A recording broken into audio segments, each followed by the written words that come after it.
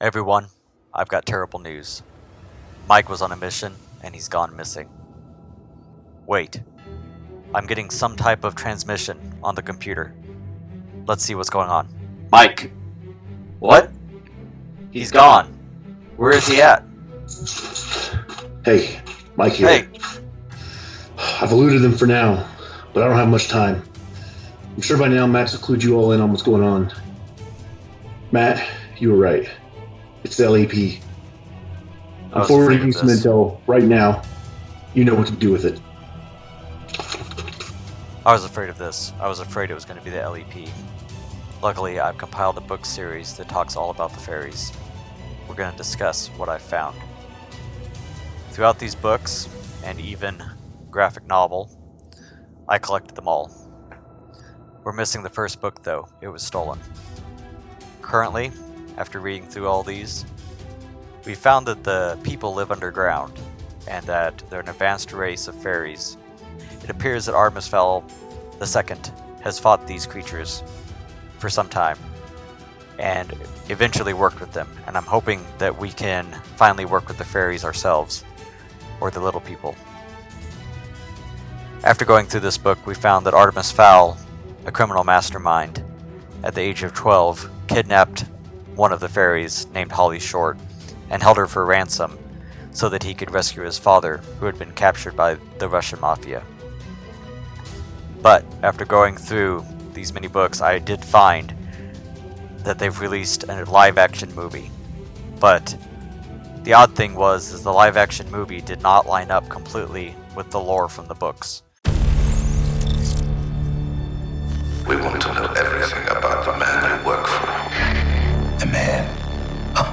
Oh no. This isn't about the father. This is about the son, Artemis Fowl.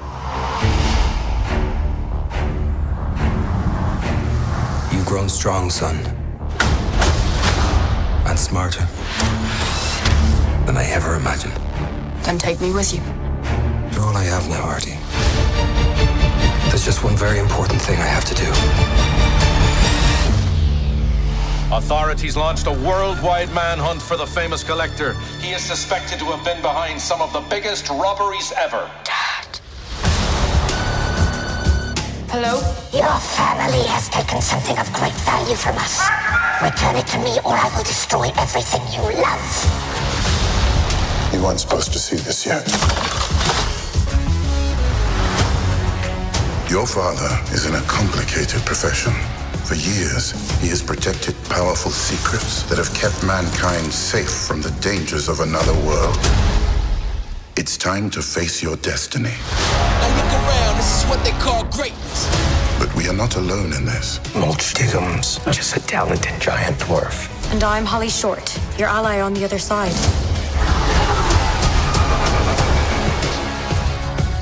It's real. All right. Save my father. Save the world. Whole team ready, tell them we on deck. Scared, Artemis? I prefer scared to dead. An army is coming. You think you can beat us? We'll see. Who do you think you are? I'm the next criminal mastermind. Now look around, this is what they call greatness. I didn't read much on trolls. Anything I should look out for? The teeth. They eat people. Good to know.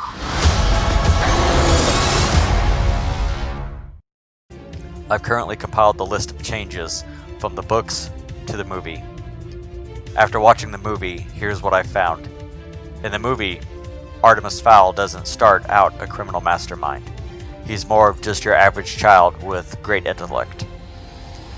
The director said this had to do with making the character more likable and forming a bond with the audience. So in the novels, Artemis's father has been captured by the Russian mafia. But in this movie, Artemis's father has been captured by a fairy. In the books, Artemis is the one that found the fairies and studied the fairies, but in this one, it was Artemis Sr. who had founded the fairies and gathered the lore. The next thing is, the movie added the Oculus, which was never in the books. I'm wondering if that was something that was meant to be, but somehow got written out by the LEP. The Oculus is a very powerful device that the fairies own that allows them to jump and teleport through different dimensions. The arch-villain, Opal Cowboy, was seemingly crammed into the movie at the last minute, instead of being the main villain throughout the movie. It did center around Artemis like in the books.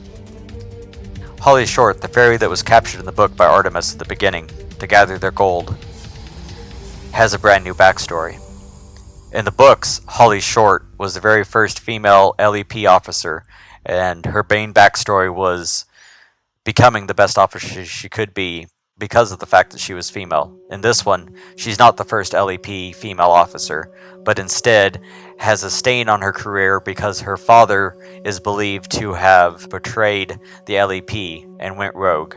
Holly Short has now set out to straighten out her father's record and bring the truth to light.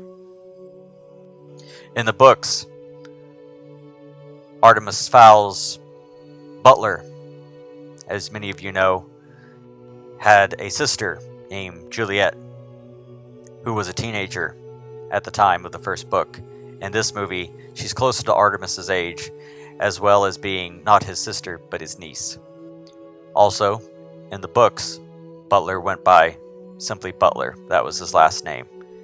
But in the movie, he goes by Dom, or Domovoy, which in the books was the exact opposite. He only went by Butler, as it was sort of a code name, and the only person that knew his real name as Dom or Domovoy was Artemis.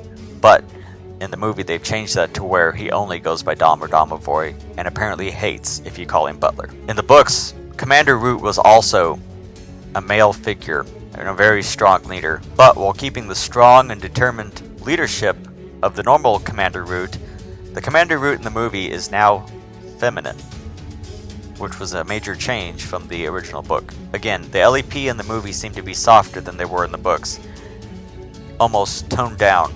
They were not trying to kill Artemis in the movies, but they were in the books. Another thing is Holly Short's skin tone in the book is described as being auburn or a brownish color, but in this one, she is not.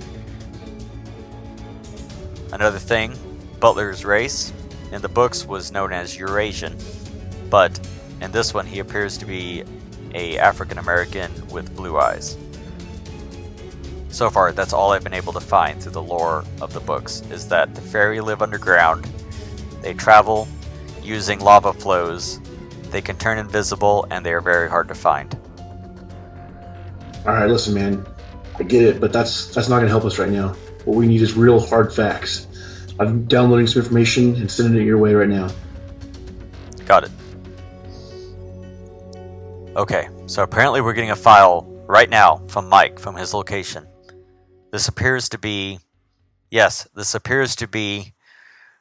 more information, more lore about the fairies.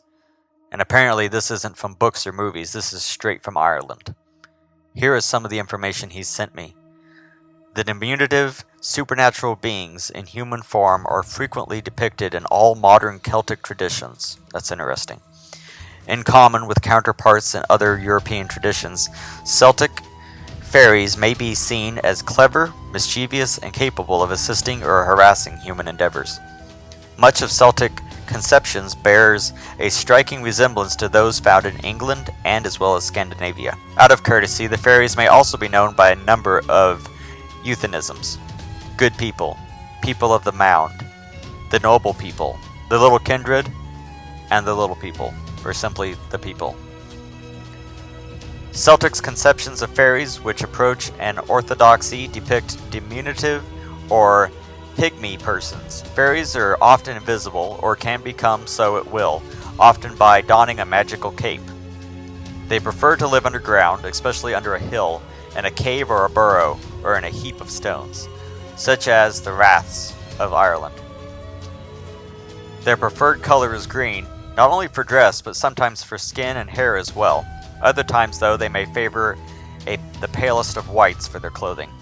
Fairies are not generally malevolent or harmful, but they are feared as abductors of children and as administrators of the fairy's stroke, which may render the victim speechless. If affronted, a fairy will retaliate with absolute vengeance. Common fairy punishments are burning houses and despoiling crops. Some of the mischievous pranks are only tenuously linked to human provocation.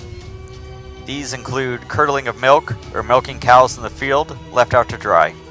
Often fairies are seen as benevolent, taking money or food to give to the poor, providing toys for children, or counteracting the spells cast by witches.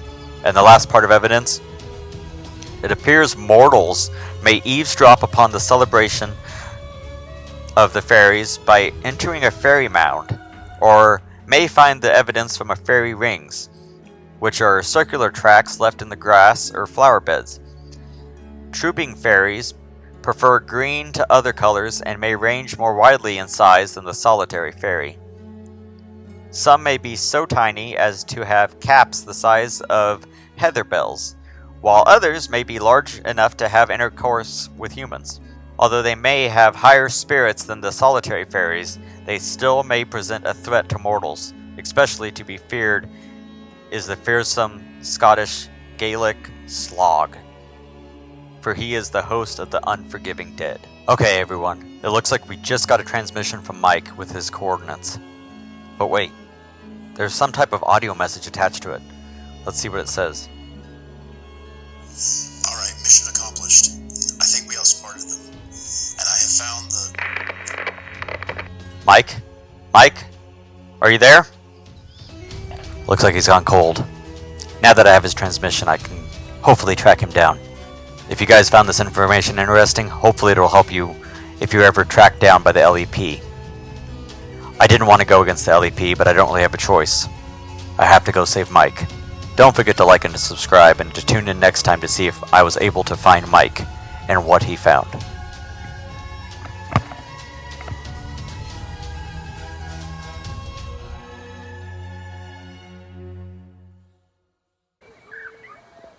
I'm out searching for Mike.